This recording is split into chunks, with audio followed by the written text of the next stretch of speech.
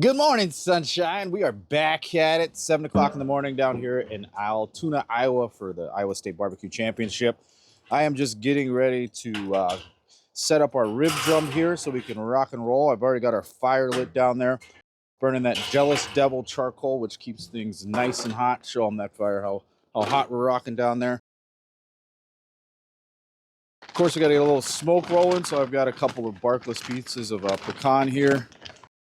Take a look at this one. That's a piece that I won't use. It's got that kind of like that mapley spot in there. This is kiln dried, but I like to avoid putting things like that in our meat. But these three pieces look good, so we'll get those down in there. Whoa!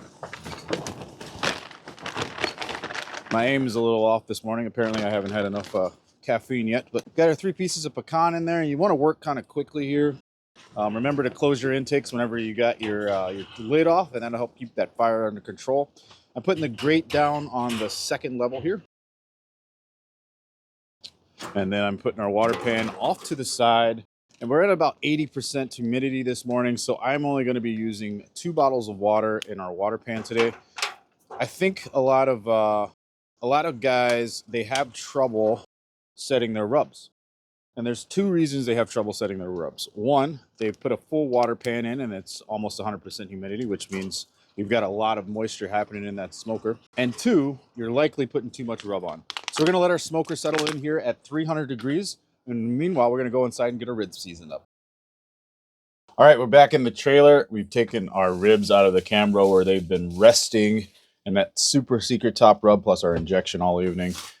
Right now we're at about 12 hours that these have been sitting in the injection in that super secret rub all night.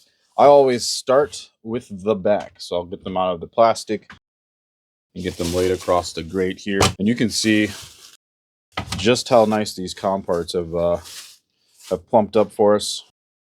You can look at that that shape that we've got in there. All 4 of these racks look absolutely awesome, so I'm excited to get them seasoned up today and get them out on the smoker. I'm not going to tell you everything I'm putting in there. I am going to tell you that if you aren't using this in your ribs, you need to be.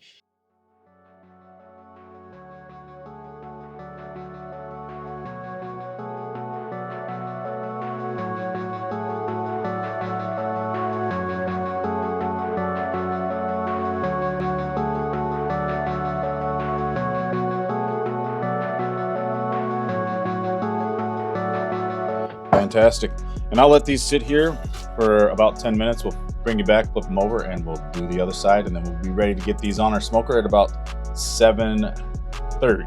All right, so those just set in really nicely here. So we're just gonna get them all flipped over. So all we're gonna do is just repeat the same process that we did on the back on the top. Here we go. Remember not to bury your proteins. You still want to be able to see those small striations of fat through the rub. Bingo, bango, boom, that's done. A couple minutes, we'll get these out on the smoker. And the rest is just cruising, easy peasy, until we get to tenderness.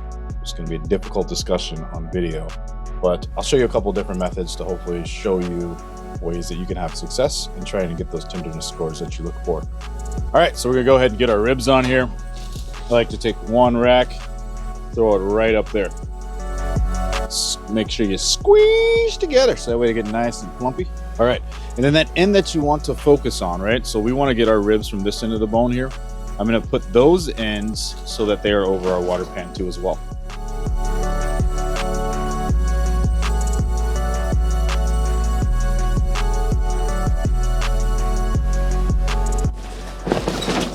And just like that, we're gonna leave this hang out here for 30 minutes, and then we'll come back, rotate our grate, and we'll keep doing that, and they'll be in here for about 2 hours until it's time to hit the rack. All right, so our ribs have been on for about an hour and a half now. I've been spinning them every 15 minutes up until this point, and this is what they look like. Got a nice mahogany color building on the top of there. You can see we're starting to develop a little bit of the sizz on top. We're gonna go ahead and flip them over.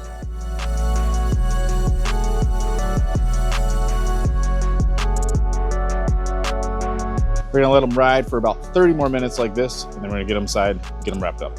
Whoops, a little bit of a technical issue here. The voice didn't record, so let's do a voice over here, see if we can't capture the essence of what was going on. Well, what you're catching here is me throwing down the dry ingredients into our wrap. Of course, I'm using aluminum foil. I've got 2 sheets here, shiny side up. I don't know if that matters. I've heard that it does, but I've always gotten in the habit of using the shiny side to wrap our ribs up.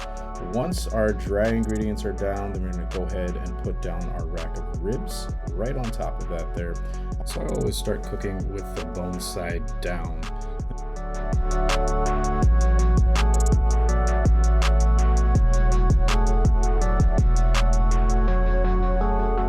But a little bit more sugar here, and then we'll get these wrapped up tight with 1 stick of butter. I'm using salted butter. But to get those wrapped up tight, they'll go back out on the smoker where they'll hang out for about 30 minutes, and then we'll open them up and check. And usually at that point is when I flip them over, so that then they are cooking meat side down, bone side up. And I'll show you what that looks like in just a few.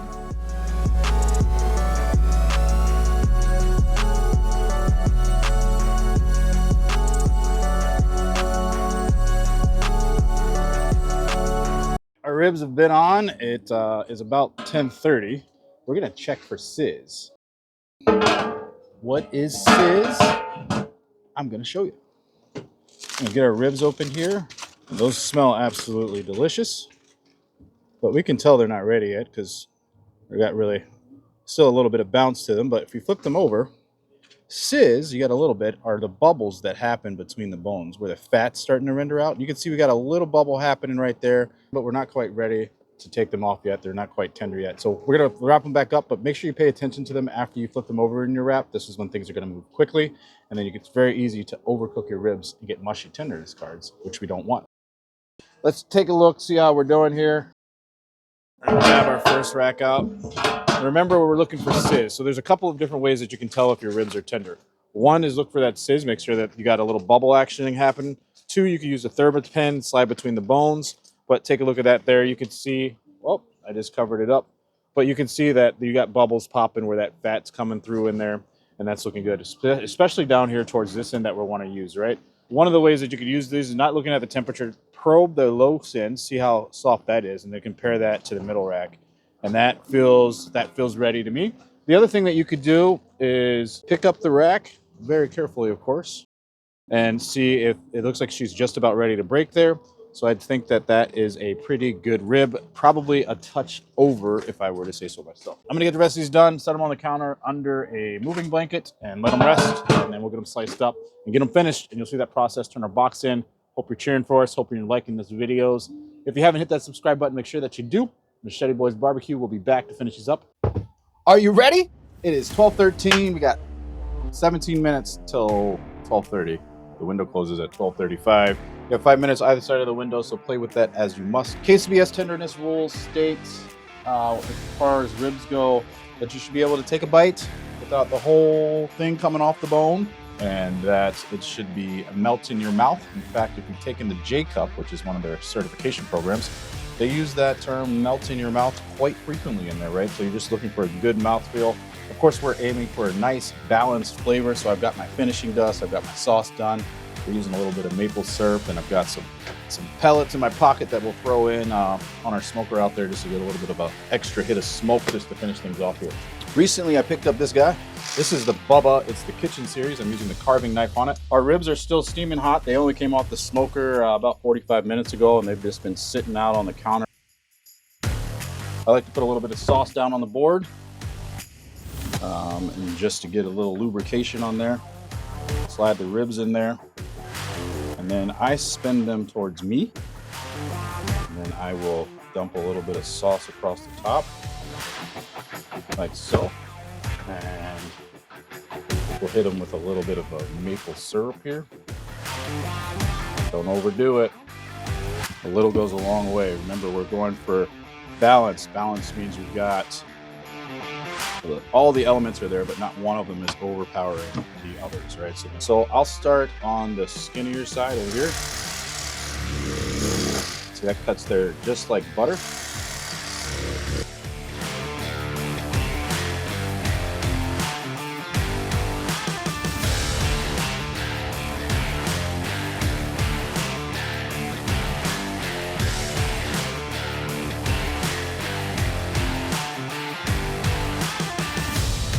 And that looks pretty good. So then I just like to take some of my sauce here. Oh, make sure you get through all of it. And this is why I like to take the sauce and sauce in between. Just double checking my cuts, make sure we're good there. I'm telling you right now, I'm looking at the meatiness on these ribs and the juiciness on the inside. As soon as I get to hear sauce in here, I'll show you exactly what I'm talking about. I should probably show you before I start. But look how nice and juicy that is. Looks like it's got some nice give to it. I think we might be in the ballpark on tenderness today. At least on this rack. We got to get through the other ones. Oh, I got one more slice there to get through.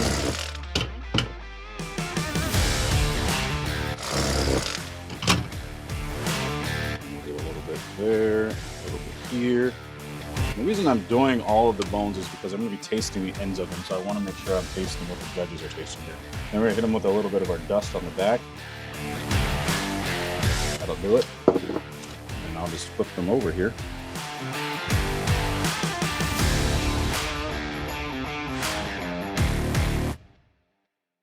And just a little bit of sauce across the top.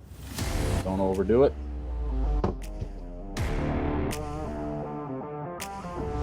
And a little bit more maple.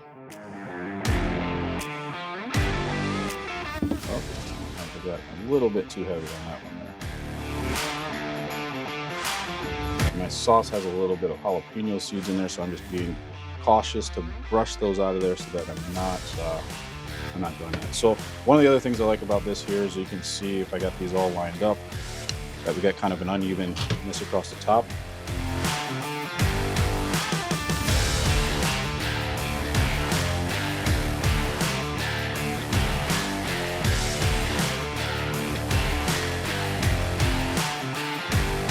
And then of course you just want to come back with your brush and just clean up those edges, put a little color on them, make them look good. This looks like a pretty good rack of ribs. All right, so if I'm going to be turning these in, these are the 4 that I'd be looking to turn in here. So I want to taste one on either side to see how we're doing there. That's a little bit over. Let's try the other side. That's a pretty good bite there. The bone dries, I was able to get through it. It didn't fall off. This rack is a little bit fatty. Not my favorite, but we'll take those 4 bones.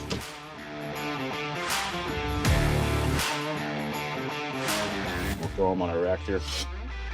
And then we'll process the other ones real quick.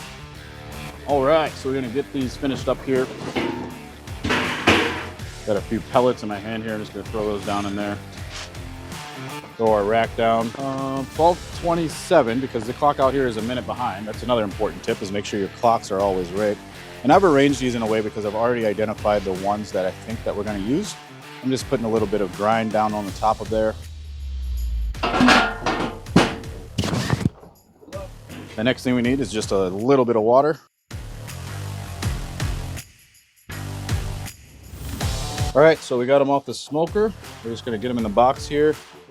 4 in the back.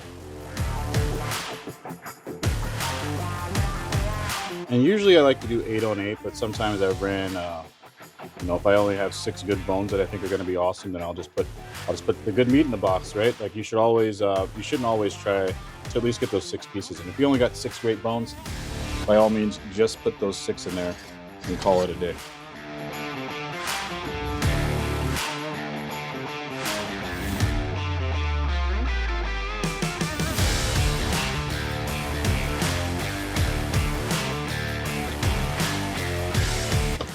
Then we just got to clean up our box here and all my fingerprints.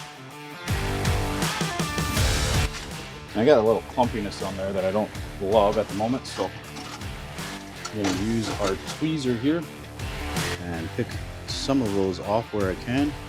And it's 12:30 now, so Kristen needs about 3 minutes to walk up there. And you want to make sure you are standing at the table before the window closes, because otherwise you could get DQ'd. Nobody wants that. All right, there's our rib box.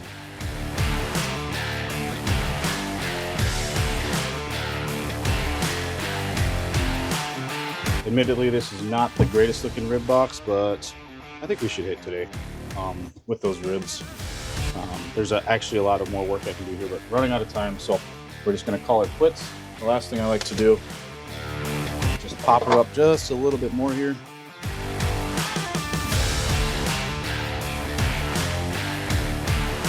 And a little bit more water. That's good. You get a close-up shot of the ribs there.